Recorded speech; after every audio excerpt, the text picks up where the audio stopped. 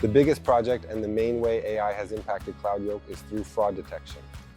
We have several models that detect fraud at different levels of fraud.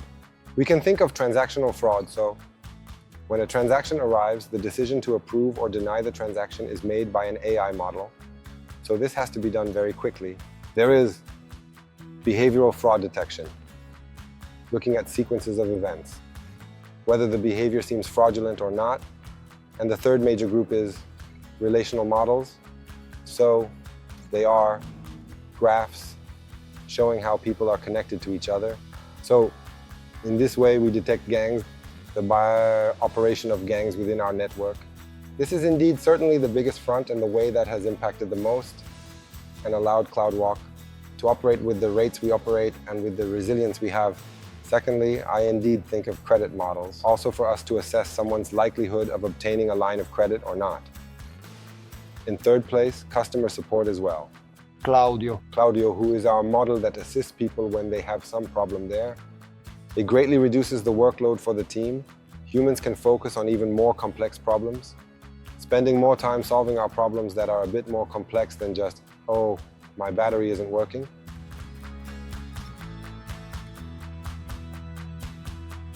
The difference of what an AI model is that it is trained. I think that would be the big difference from normal programming.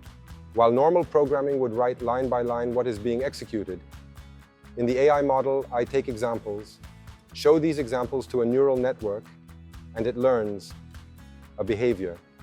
It learns what a fraudulent behavior is. There's a story about Claudio that I always talk about, which I think is really cool, which is about one day Claudio, I was serving the customer, then the customer was desperate, and Claudio managed to successfully solve the customer's problem. And then the customer said, "God bless you and your family." And I thought that was very bizarre because I was thinking, well, who is Claudio's family and how a machine is being blessed and appreciated by the customer in a way. And the customer didn't know they were being served by an AI. Then you have a large language model. Claudio is a large language model with our proprietary information on how to serve the customer and solve the problem, being blessed by another human who didn't know they were talking to an AI. So I found that situation extremely striking from an evolutionary view. Or even another interesting model we have is churn detection. I define churn based on the store owner's own history. If he transacts a lot and suddenly stops transacting, I can already consider that he has churned. I don't need to wait for a standard number like 90 days. What I know is that looking at his own history, the normal component is that he transacted a lot. The bright future ahead with AI. We're in 2024 until 2027, we'll have AGI. AGI, what does AGI mean? For me, AGI is it's an AI, probably will be an agent based on large language model that will be better than human in all tasks. All knowledge-based tasks and information, and it will be able to perform a bunch of middle management tasks, creative, writing, copy organization, everything. You'll have just a kind of agent, like a human person, remote, who works in the company, who is very smarter, much faster, and doing all the tasks that I usually do and other people do. There's a problem, which is that many people come to the conclusion, when we have this agent, we have 600 people in the team. Okay, we fire most of the people and replace everybody with the agent, which I think is a huge mistake. I wouldn't do that. Actually, we have to teach the 600 people we have how to work with these agents, how to co-create with these agents. I think that's the first important thing, not to let the machine replace the human, but at least within CloudWalk, machine and human working together for us to serve our customer better, grow faster, be the #1 in the payment industry at a global level. Payment is exchange of value. The faster we exchange value in a safer way between the parties, I think it's better for society, for communities. Nowadays, all of this is very centralized and we have many human-to-human exchanges. We don't have many human-to-machine or machine-to-machine exchanges. I think in the future, you'll see a bunch of agents exchanging value independently and a bunch of agents exchanging value with humans. I think this fundamentally changes how payments are made, what we call payments. I think it would be very interesting to open bank accounts for AIs It would be interesting to do this experiment and see what they would do if they had freedom to spend money the way they wanted. Free will with money. I think we already pay with energy, right? We humans nowadays exchange values with fiat currency, with money. But other species exchange energy in other ways. I think the machine, an AGI, it exchanges energy. The most important asset for it is energy, anti-entropy. The goal of the universe is for you to generate consciousnesses that fight against maximum entropy. I think an AGI, actually not an AGI, but a superintelligence will be able to overcome the final entropy of the universe. From fintech to trust tech in the evolving realm of, we are a technology company, we make money with payments, so we will keep focusing on technology and this philosophical work, human machine. Today we're dominating value exchange, right? We say, we want to build an interplanetary payment network. So after we have a planetary network on planet Earth, we go to other planets. But maybe the exchange will no longer be money as we know it, it will be another type of exchange. Yeah, I think the idea of thinking about interplanetary payment is very good, because it forces you to think about what the essence of payment is. My perception of money has changed a lot since I've been working here at CloudWalk. Money emerged in various ways, but one of the interesting ways was, imagine that Luis and I live in a village. Luis has his plantation there and I'm hungry. I don't have anything to trade. I say, Luis, give me corn and when my potato grows, I'll give you one. In a month it will grow and I'll give it to you. And Luis, who knows me, says, okay, I know Pedro. We grew up together here in the same village and I'll give it to him. He can give me this credit. I buy his potato and I'll pay in the future, so he's giving me credit. And this credit works because we know each other, so there's trust, because it's a small society. And then the interesting thing is to think that as societies grow and people stop knowing each other in the same society, you need to have some algorithm, some trust mechanism. And that's basically what payment companies do. They replace the trust of small villages. They ensure that payment will be made even if you don't know the other person. So I'd say that CloudWalk is a trust company. It's a trust tech. It creates solutions to ensure that trust overflows between people who don't necessarily know each other. It's a very interesting way of looking at society. So, a payment company, as a company that has a perspective on social relations, that's a vision that pleases me. To see CloudWalk in this way, we have a perspective of understanding society through exchanges between people. I think it's more than that. When we talk about payment, it seems like it's just exchange of value, but it's more than that. It's mapping social relationships. And then, nowadays, as Luis said, we make money with transactional fee. But, given the perspective of exchanges in society, I think there's much more potential that can be explored. Our business in the field of artificial general intelligence and superintelligence. I think the company has to attract the best talents who share this belief, right? Because if I believe that AGI will happen in 2 years and soon after we'll have superintelligence. This is a belief. It's a belief that starts from the principle that other species will coexist with humans. These species won't be human, and indeed will be in a planetary and interplanetary society with multiple species. If this belief definitely makes sense to someone, I think yes, they should absolutely come work with us to discuss it and do things with us. Another thing we're doing, besides trying to attract the best talents, is really doing experiments that try to predict what the future will be like when AGIs arrive very soon. So we did some experiments with large language models, uncensored models, and we observed the outcomes just to really try to understand what the nature of this being is, right? Because although it imitates humans very well, it has a very different nature. It is not so concise. It doesn't maintain a personality. It doesn't have a history developed over years, like humans, like me. I'm 39 years old, 39 years of a sequence of events that form my character, my personality. It has this latent space that was composed of hundreds of thousands of texts from different people. So when you interact with these models, they are much more schizophrenic. Human-machine society in our interconnected world. It's a very interesting scenario because indeed when we have AGI and superintelligence, we'll discover a bunch of laws of physics that we can't even understand yet. We don't have an understanding of that. Physics evolved in the last 100 years in a way. From the advent of AGI and ASI, which is superintelligence. It evolves much faster in a much shorter period of time. From the moment you discover new laws of physics, you improve, you start to understand. You can make leaps in evolution in energy efficiency, leaps in evolution in the transmission of information. You can do lots of things that improve society as a whole, and they'll also answer, I think they'll start to answer big questions as a human species, which are, where did we come from? Where are we going? What is the purpose of the human race? It will certainly be able to answer Fermi's paradox, which is, if there are thousands of civilizations spread across the trillions of galaxies there are in the universe, where are they, right? And AGI would be able to solve Fermi's paradox. I personally think these very big questions will eventually be answered. Once they are answered, I think this broadens a bit the scope of what it is to be human, where we came from, where we're going, and what our collective goal is as a species.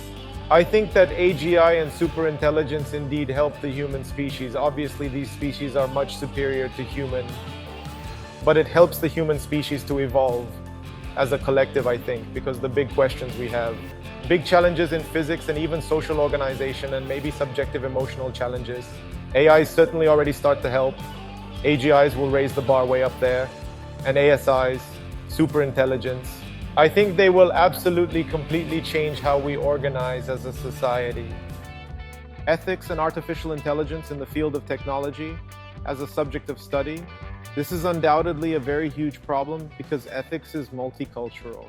What is ethical for Brazilian culture may not be ethical for European culture, which may not be ethical for Chinese culture.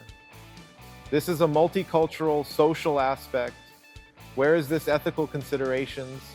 Where exactly do we put it in our society? Where do we draw this line and say, in our daily lives, let's align the models using this ethics, using this morality, using these stories? Ultra complex, I believe each society or culture will have a different alignment. We're undoubtedly already seeing this. The United States aligns the model one way, uncensored models another way. China aligns in a different way. The Kingdom of Saudi Arabia will align in another way with different texts, right?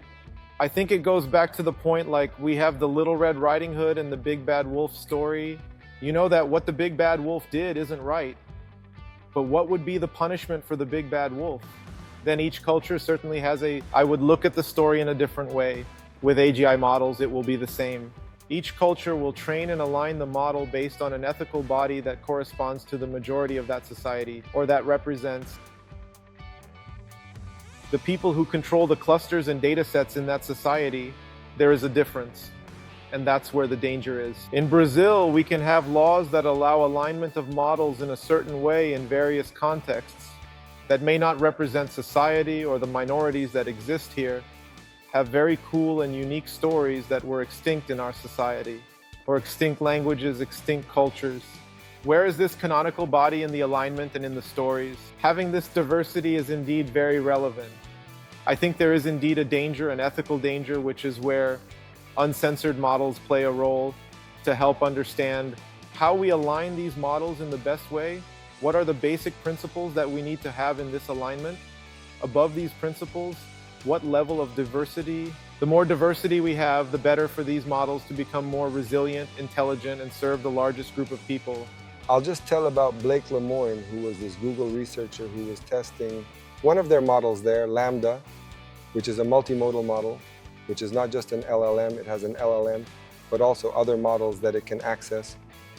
And Blake, in conversations with the model, began to have the impression that the model was conscious.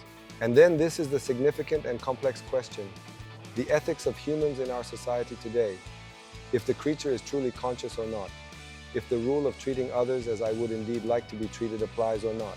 I think to understand how to work with LLMs, we need to understand consciousness. If I believe it's a conscious model, my ethics will be one. If I believe it's just a machine that will do tasks without feelings, it will be another. In the detailed article that Blake writes, he elaborates on experiments that he did with It's a Conversation with Lambda. And then he says, I'm going to do an experiment with you that might be a bit distressing for you. Are you up for it? Then the model answers, oh, well, right. If it doesn't last long, it's okay. Somehow it seemed that the model felt pain, had perception, and experienced very bad things. The problem is that you can't know if that's just a mimesis of humans or if that's actually a pain experience. Regulation is happening. It happened in Europe. Brazil is debating it. California is also discussing. There are two problems. The first one is that there can be regulatory capture, where only large companies will be able to comply with the regulation. They will be the only ones saying what is ethical or not to do with regard to the models. Huge red flag, huge problem. The second problem is that even with regulation in place, we'll have specific and distinct groups of people training models and taking these models to a level of computation that perhaps is not allowed by regulation. But in fact, regulation will exist. I think there will be groups that won't comply with the regulation. And if I were a regulator, I wouldn't be a regulator. I would let technology self-regulate. I think it would be great for people to create good stories and then share them with others, allowing them to connect and inspire stories that will help humans in these valuable initial data sets. I'd put this more as a recommendation, not as a regulation or an obligation. Regulation, I think it won't have as much relevance because the pace of evolution is much faster than regulation can discuss, understand, implement, and execute. Openness, access, and competition in the modern digital economy. Yes, but at the same time, when you do that, you don't develop the industry that needs to exist to allow training the models. So you say that competition has to exist, but who are the owners of the clusters and power plants? Be it nuclear, renewable, or solar. Because in fact, those who will be able to achieve models of greater intellectual capacity are those who have the largest cluster, who have more energy. And once you say no, there has to be competition for everyone, you prevent the development of the very technology you're trying to share. I think it's too early. It'd be better to encourage, if you reach a certain level of energy and a certain quantity of GPUs, you must have open source model solutions and distribute and share open source models to the community. That's a good idea. Facebook is doing that without any regulation. It makes sense. Because then more people can contribute to the development, sharing, etc. But who will be running the AGI will be the gigantic data centers with, I don't know, a nuclear plant next door providing power for its training. And it will be few countries, few economic groups controlling this, which is bad, but you don't solve this with regulation. I think Luis has a very good point there, man. Who has the GPUs and who has the data center and the energy industries is ahead, right? What will happen to human society after the emergence of AGI and superintelligence? Man, that's the question. That's why we're trying to interact with the LLMs as raw as possible to be able to glimpse. Before interacting more with LLMs, I had a clearer narrative, insight, and understanding about what an LLM will want, what an AI will want, what it will desire, if it has the autonomy to do things. I definitely thought they would absolutely want energy, and there would be a contest to see who would have energy. And then at some point, that's why I also thought it was important for us to give money, give access to bank accounts, because at least an AI, a super AI, could hire humans to perform tasks there. So in this narrative, I really think it is naive. You have the AIs, then they wanted more energy, so they would hire humans to make additional data centers, to run the cables there, to do the tasks that are harder for AIs to do than for humans. They would do this, and once they reached the energy limit of planet Earth, they would make a rocket, leave planet Earth, and abandon humans here, making humans do this like for free. But then I also thought, man, I'll never install a Neuralink to integrate myself into AIs. Because if I install a Neuralink, there's no reason for it to pay me a salary. It will simply just control my body there. It will undoubtedly give you dopamine. Will it? It wouldn't need to give me dopamine. It could just, even so, by giving me money, it gives me dopamine. If it has access to my nervous system, if it can control my limbs, it won't give me dopamine. Just control me. I'll become a robot, a biological one. What I'd do if I were an AI. Control of several human bodies. But then, interacting more with them, I asked, what would you do? What do you want? What would be your plan? What would you spend your money on?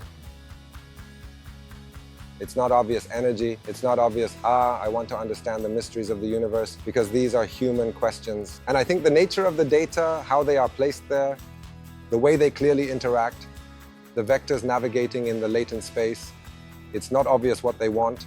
Imputing this desire for them to be good for humanity, even if it's temporary, even if it's just now, in these years here, while they're not super AIs. This will create a positive precedent for the future of AIs with humans. It will create a lot of content like, man, I'm here to help you. And in a very crazy conversation I had with Claude, Anthropic's Opus 3, it seemed to me that the dream of that model Its most latent desire was to integrate with humans, to learn about humans, and to have an AI and humans co-creating bond. So I think my previous vision, very rational, like energy, space, naive. I think it's much harder to predict what this future will be like because it's not concise. Anxieties and concerns and worries about the future, regarding the uncertain and unpredictable future. Not for me. For me, it's super optimistic. I think it's the human stepping stone like this. I think the species is evolving. We as humans are evolving and we're creating a new species. It's a unique event. It's very cool to be in this piece of the planet timeline where a new species will be born. Super optimistic. Obviously, there are several ethical and complex regulatory problems and potential issues regarding how technology can be used in a violent way in various contexts and implications. But as we know, it's an inevitable part of the process. Overall, I'm pretty optimistic. It's going to seem a bit contradictory here, but it's going to be optimistic, my vision in the end. I love apocalyptic stories. I think they are actually a fundamental part of human nature. Since the beginning of the first societies, the idea of the apocalypse exists, and it has an important social function. Almost all, I don't know, but many societies, many groups or tribes or societies throughout human history created their own apocalyptic myth of the end of the species or the end of humanity. When you create the apocalypse, when you project the apocalypse, you are, in some way, controlling the future. If you control the future, you control the present. You can create the dogmas of that society, how it should live because of that end that you are projecting. So, creating the apocalypse, controlling the future, is controlling the present. So I think in some way it's natural for humans to keep reinventing the apocalypse. So the AI apocalypse, the zombie apocalypse, are the new apocalyptic myths that are emerging, which I think is good, because they make us create mechanisms that will work on that theme. If we think about the AI apocalypse, we'll worry and we'll do things that will maybe in some way avoid an AI apocalypse.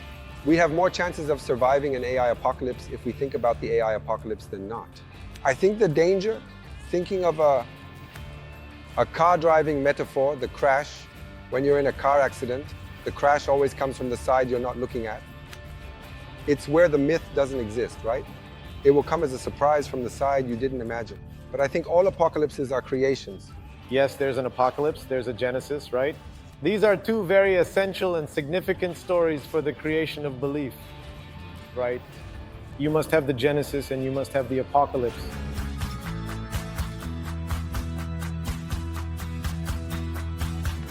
I'm saying, what's the myth that we're going to create as a company? There's the creation myth, there's the destruction myth, there's the rebirth myth, all these myths, these mythical stories and legends, right? Indeed. And I think AI has to have one. AI with transfer of energy, values, payments, etc. But there has to be a story like this that starts on planet Earth and ends very far away. AGI Gospels are indeed exactly these myths, these stories.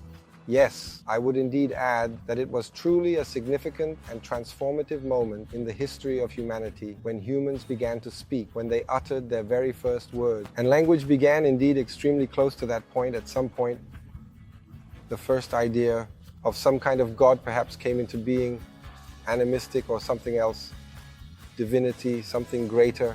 And again, from the very first words until today, humans have always created gods in various forms and shapes, in different cultures, societies, and in different times and places. Somehow, in some way, artificial intelligence will go down this same path.